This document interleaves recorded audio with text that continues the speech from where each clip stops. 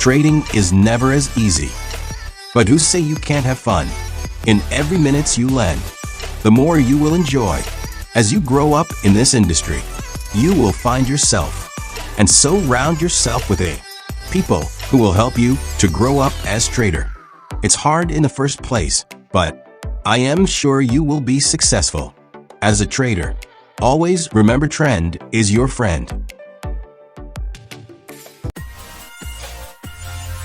Today I want to start out by enlightening you all. We have Investor Empowerment Day on June 23rd. Join us on our webpage. We're going to be doing a lot of different shows, trading live, and then also providing some great specials and promos. All right, so into the market today. Today we had the markets just kind of float up. We had intraday selling, and then they immediately rebounded and propelled higher. That was off the back of the news that apparently China tariff deal talks are going well, and we should have potentially some development later tonight into the morning tomorrow. Now, also keep in mind, we got inflation data that will be released tomorrow morning, core inflation at 8:30 a.m., which could be market mover. So keep your head aware for that tomorrow morning for potential volatility. So let's jump right into some of the data you see here on the market summary page. We've got the Dow Jones up 0.24%, NASDAQ up 0.54%, S&P 500 up 0.5%, U.S. oil retreating a little bit, but mainly chopping sideways. We'll take a look at that chart later. Gold's hanging in there, having somewhat of a flat day, up 0.11%. And Bitcoin is retreating ever so slightly after hitting over 110,000 overnight. So fantastic stuff there on the crypto space. All right, into the heat map we go. And you see here, we've got a lot of green that's dominating the screen. Thus, one would expect on a slightly positive day in the markets. We see Tesla over here, though. Nice push on that stock of 5.5%. ExxonMobil's doing well, up 2.25%. Eli Lilly up 4.36%. P&G's flat. Philip Morris is down just a little bit, but we have just basically a moderate day. Over here, we see the mega cap stocks. Google up 1.43%, Meta up 1.2%, and Nvidia and Apple all up, but just under 1%. Into the SPY, so the S&P 500, and excuse me, this chart is the SPX. We see this just general float and push above this trend line. That's one thing I'm keeping my eyes on for trading action over the next couple days. Notice how when last time we got above this declining yellow trend line, we poked above just for 4 trading days and then sold off sharply lower. Are we going to create a similar pattern on this attempt to break above? Unsure, but here's the first day we're poking above. If I would direct your attention down to the bottom of the RSI, you can see we're starting to have some divergence occur right here on the charts. We have a lower high here, a higher high, but then we have a lower high here where price is making higher highs. So that could be foreshadowing some downside in the near term. But if I go back over to the weekly chart and flip that RSI back up, you see we still can move higher on the charts without being too extended on the weekly time frame, even with this monumental move up. So it's quite remarkable. We still can move higher, but it's just we're getting towards the last stages of this move up. We need to have more consolidation, if not some sort of pullback. Pullback down to 5,800 would be the support level that I'm watching in the near term. Into the Qs. Qs here getting so very close to all-time highs. Resistance is going to be at 540.81. You can tell another good push in that diagonal fashion of this move up. These typically stall out. So I'll be watching, and there will probably be a lot of sellers here at double top, which would likely push price back down. Major support, long way lower down here at 493.46.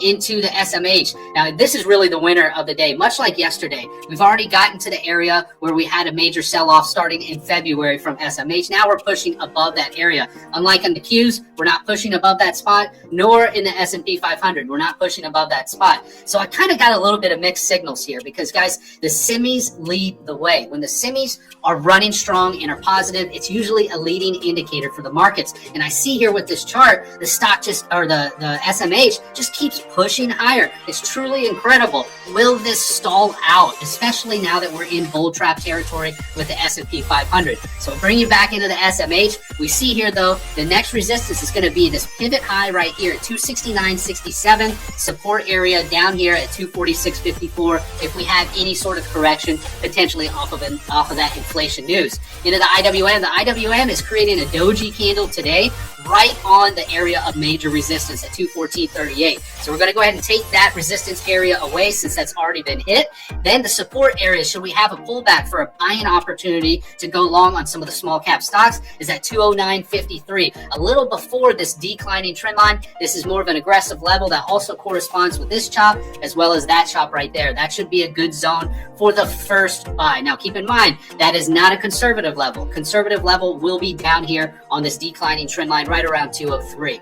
Into Bitcoin. So Bitcoin, as you see, and I mentioned earlier, we did push up over $110,000 in trading, and then since we have come right back down, but mainly we're just chopping sideways for now. We've got one candle. We need more candles of digestion and consolidation at this level, and then we'll be looking at the next areas of resistance, which aren't that far away. One on this inclining trend line at $112,000, followed by the top end of this parallel around $117,000. I still think now we're above on the 50% area of the parallel, but I still do think should we poke beneath that 50% area, we're likely going to be tagging the bottom end of this parallel just under 100,000 on Bitcoin. Into gold, you can see here gold has is basically trading kind of in the middle of no man's land, but there's slightly bullish sentiment, and I'll explain why. Notice here we've got an inverse head and shoulders pattern on the chart, with the top end of this parallel being the neckline of that pattern. Should this pattern play out, we're going to knock out all-time highs and move up to $3,600 on the chart. So you can see that displayed right there.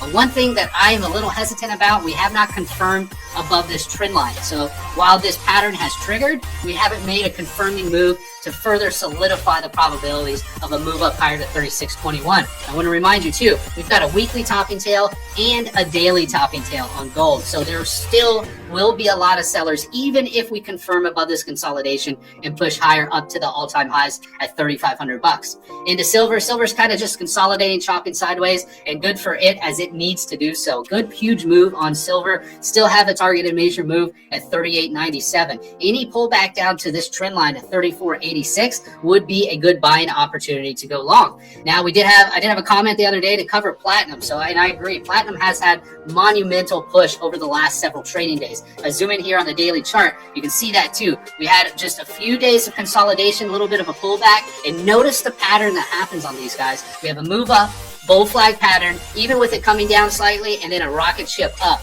Now today and yesterday, platinum is running into resistance. I'm gonna have to go back to a larger time frame to really display that to you all. So you can see that here created from a pivot back in July of 2014, connected with another pivot over in February of 2021. Both of those pivots created this trend line that price is running into today and yesterday. So, and you also notice too, this is it's not an evenly spaced inverse head and shoulders, but it still would qualify with one. I would rather see an equal sized shoulder over here on this side, which we don't have, but still it's a left shoulder, a head, and then a right shoulder. And if this does trigger and play out, we're talking about a measured move on platinum all the way up to over $2,000 right here at $2,005. Now we do have resistance along the way. Should we break above this trend line that we're currently at, first resistance that I see is going to be at 1397 on the charts. Into US oil. US oil, as I mentioned, we did confirm above this declining trend line right here and above this inverse head and shoulders pattern on the chart with this neckline presented by this shorter declining trend line. So all the while, if we still get a pullback in oil, this would be the buying zone, the buying area right around $63.70, all the way down to the trend lines just under $63 for a move back up to $68.69, completing the measured move from this pattern that's displayed on the chart. Into nat gas. Nat gas has fallen today and it continues to break down under this wedge. First support area that I'm targeting is $3.38, followed by $3.13. Into the 10-year yield. The 10-year yield still is struggling right here at this declining trend line. You see yesterday we butted up against the price action. Today we retreated a little bit too, and the markets did push a little higher. The markets are concerned with the 10-year yield where price is right now. And we'll see when Jerome Powell with the FOMC later on if we have any updates about future rate cuts coming to the United States later this year. Into Casey. Now, Casey General Stores is one stock that I've really kind of scratched my head on over the last couple of years when analyzing stocks. Now, into the data today, we've got a beautiful report for earnings that occurred yesterday after hours. They, as you see here, earnings per share beat by 35% and revenue increased by 1.68%. In response, look at the big, huge propulsion move on this stock. So we've now pushed higher above this trend line, which I tend to believe, guys, whenever I see stocks like this with this huge move and then just this general incline move up, this is all screaming to me that this is some sort of blow off top that's occurring. And another reason I'm going to tell you why, this move up from this pivot on April of 2025 all the way up, all of this can be considered one giant bull flag. And look, the measured move from this bull flag has already been tagged today at 509.53. We basically kissed that area. So with that area basically being hit and price retreating now back to the top end of this trend line, I think any move up could be a good shorting opportunity for price to move back down into support at 456 and then further a more aggressive level at 440 on the charts. Now, watching on Intel had a fantastic day today. You can see it moved up 7.95%. And doing so, it's now broken this declining trend line. Great first step for Intel. Now, tomorrow and later trading days, we need to see a confirm of above this current candle. We need to see trading action up above that area. If that happens, this declining trend line would be a buying opportunity for the first resistance level at 23.77. And then the next one will be gap fill, as you see up here by this one candle, currently right around $26 on the chart. Intel has a lot of room to run once it gets its act together and starts becoming more profitable in the semiconductor space. Another stock that did have some big movements today was SJM, the Smucker company. So we see here it had a mixed bag of earnings, a beat on earnings per share, but then it missed on revenue. And they reported it first thing this morning. And look at how the price action responded. We had a straight down move on the price today, where there was a minor bounce up that we did capture some gains on a day trade, albeit minor, but it was still a nice trade that we made. And where I got that information for this sort of trade, if I scroll back on the charts, you can see on this weekly time frame, there was a pivot low in February of 2014, strung over to the next major pivots, and then price went straight down into that area today. In addition, you see there's a declining trend line, creating a cradle of support right here in this area. If I zoom into the 10-minute chart, you can see how price pierced that area and bounced right back up. That's the power of technical analysis. It's amazing how these levels can work over and over. And I also want to highlight too, this was a sleeper hold setup. This whole pattern with the support areas, with the trend lines, the time counts, what's going on here at the bottom of the chart, all of that was telling me we could be seeing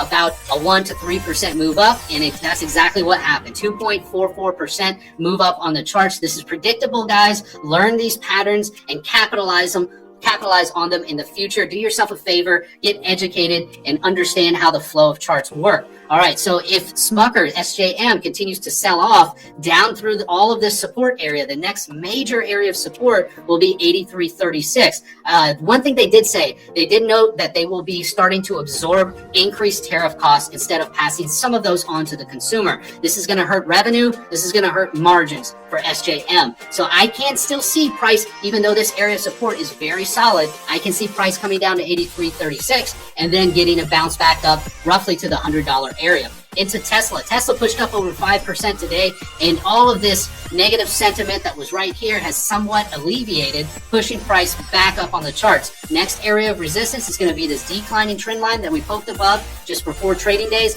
Much like that bull trap that occurred on the SPX chart, that resistance area is going to be $345 on the chart.